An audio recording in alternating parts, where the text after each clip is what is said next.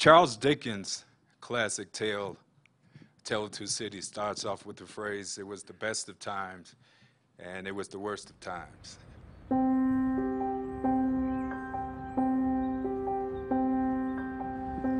1990, I moved from Chicago with my family to LA to seek my fame and fortune, and in a couple of weeks of being there, I got two important phone calls. One was from the talent coordinator for The Tonight Show, offering me to have a spot as a comedian on The Tonight Show. And the second call was that my daughter's doctor had called up to say that her cancer had resurfaced.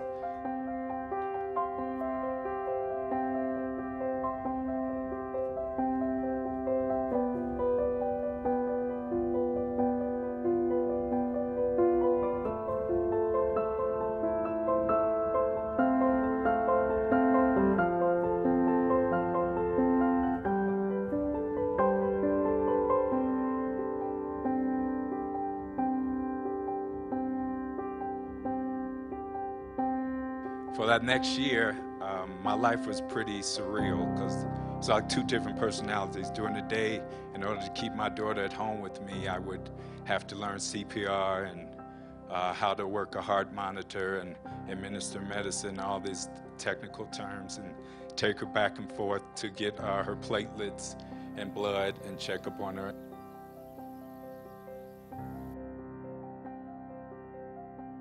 And at night, I would go from club to club with the talent coordinator, and I would work on my set.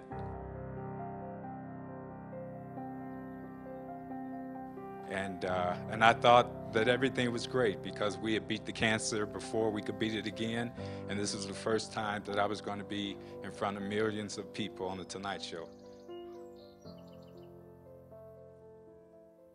The first time on The Tonight Show, I was extremely nervous. All I could think about while I was backstage being introduced was, don't mess up. Just don't mess up. Whatever you do, don't mess up. And the curtains open, and there's 600 people, and the cameras, and Johnny's over there, and the band is over there.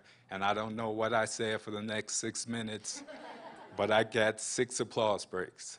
And the great part of that night was that I was going to my car, and I met Johnny, who was going to his car. And it was just a private moment between us in the parking lot of him saying, "You were very funny. You're extremely funny. Start working on your second Tonight Show, because I want you back." Family is very important to me. I'm a father myself. And I think the biggest ordeal of having children is the pregnancy. My wife went through so many mood changes. One minute she would say things like, "Honey, I love you. You're so special. You're my rock of Gibraltar." And the next minute she would shout, "How the hell can I sleep if you're going to keep on breathing?" That's exactly what she told me. She couldn't sleep because she could hear me constantly intaking air. Yeah. And the week before the labor, she could hear me blink. I said, "Baby, the only way I'm not blinking is if I'm dead." And she looked at me and said, "Yeah, so what's your point?" Yeah. In fact, I was sleeping one night and I felt the room become stuffy. Come to find out why was because a pillow had been placed over my head. Yeah. With Velcro. Thank you. And I was fortunate to be at the labor. I took my Lamaze classes, which worked great during the labor itself because while she was screaming in pain, I was in the corner going, "Hey, that does work. You okay, baby? Can you hear me breathe now? I don't see what the problem is." And the labor only took 30 minutes. It was unbelievable. It was like giving birth to a Domino's pizza. You know? By the time I got the official call for my second Tonight Show, my daughter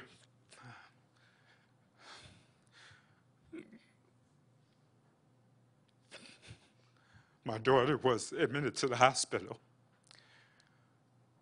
If you don't know about cancer, when it comes back hard. It's like beating up a gangbanger for the first time, and then it's coming back, and he's coming back meaner and stronger, and he's coming with his friends. So in order to compensate for that, you have to raise the chemo, and you have to raise the medicine, and you have to raise the radiation, which is difficult for an adult, but she was only 2.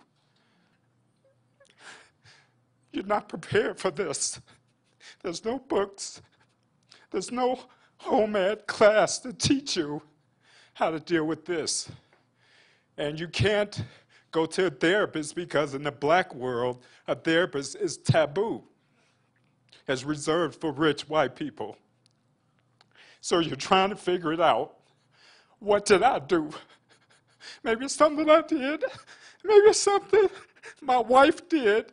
Maybe my doctor diagnosed it erroneously, something. But at night, I still have to be a comic. I have to work on the Tonight Show because that's what I'm going to do. I'm a clown. I'm a clown whose medical bills are raising, who's one step from being evicted, who's one step from getting his car repoed, and I have to come out and make you laugh because no one wants to hear the clown in pain because that's not funny. And my humor is becoming dark, and it's biting, and it's becoming hateful. And the talent coordinator is seeing that there's a problem because the NBC is all about nice, and just everything is going to be okay, and we're starting to buck horns because he wants everything light, and I want to be honest and tell life, and I'm hurting, and I want everybody else to hurt. Because somebody is to blame for this. So I buck up, and I suppress my anger, and I form and develop a nice, cute routine for the second Tonight Show, and I get applause breaks, and I get asked to come back for a third time. And I always got into a lot of trouble growing up because up until I was 5, my mother was cross-eyed, you know. And I never knew what cross-eyed meant at the age of 5. All I knew was that whenever she would yell, "Come here," I'd look up, see she wasn't looking directly at me, so I would just go about my business, you know. And she would confuse the whole family, not just me. Once we were all in a department store, and she said, "Come here, boy." And I looked up, and I saw one eye focused over my head, and the other eye going to the left. So I turned to my brother and said, "Danny, Mama's calling you." But from Danny's perspective, one eye was going over his head, and the other eye was going to the right, so he said, "She calling you." Even the security guard at the store looked at my mother and went, "Are you talking to me, man?" And she started shouting at me, "How come you ain't come when I call?" "Mama, I didn't know who you were talking to." "Who you think I was talking to, that girl over there?" Now I'm really lost because she's looking left, she's pointing right, and there's not a girl in the store, you know? And I'm begging her, "What girl, Mama?" "The girl over there." "What girl?" "The girl over there in that store across the street behind that pole on the second floor sitting down brushing her hair."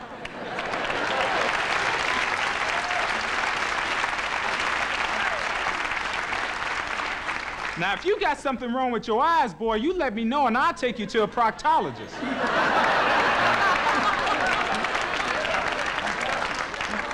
Why a proctologist? So I can get my foot out your behind from causing me so much aggravation.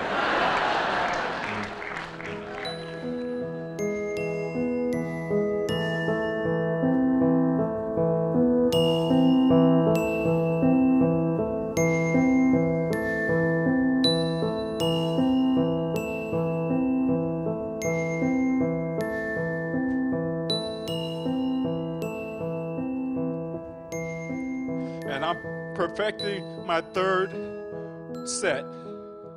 And the doctor asked me to come in.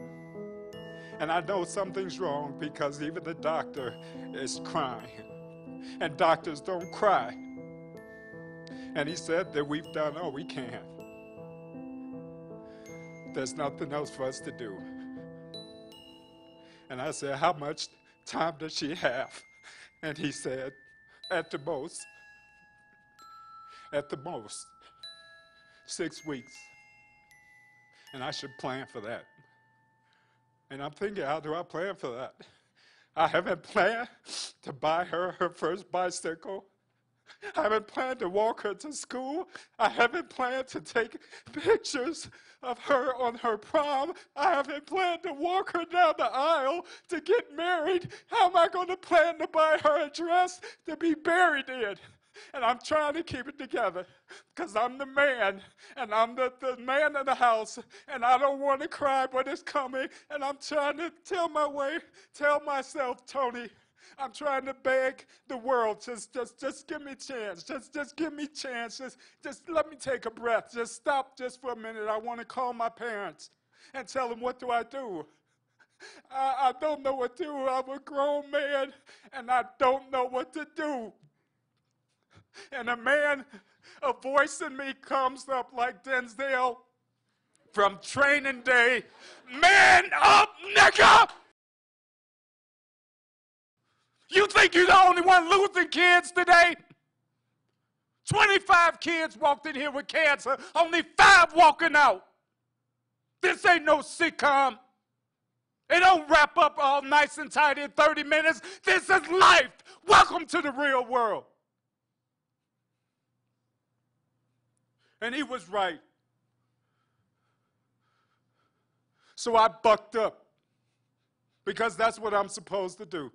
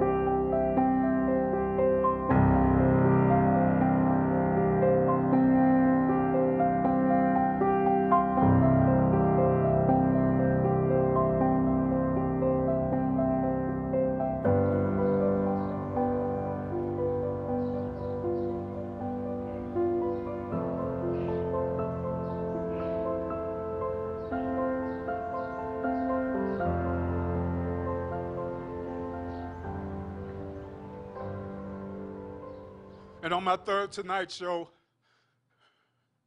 by that time my daughter had died. And I had 6 applause breaks that night. No one knew I was mourning. No one knew that I could care less about The Tonight Show or Johnny Carson.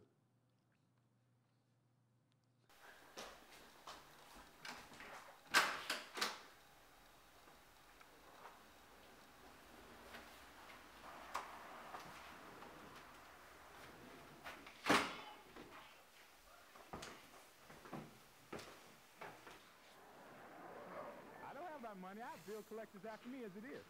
I have so many bill collectors after me. When they come to my house, they carpool, you know. But I drove out here from Chicago, bought a Honda Accord right before I left, and I was afraid at first to buy the Honda because of the way it was presented to me by the salesman. You know, the salesman would say things like, check out the trunk space. You notice how big that is? Now, let's say, for instance, you were to, well, I don't know, shoot your wife in the face. Just as an example. All right. Now, with the Honda, you can place your wife's body in the trunk, yet still have room enough for your golf clubs. You know? And I rush home all excited, honey, I bought a car, Honda Accord. Honda? What the hell you buy a Honda for? Of all the American cars you could have got, what made your big knucklehead buy a Honda? Trunk space?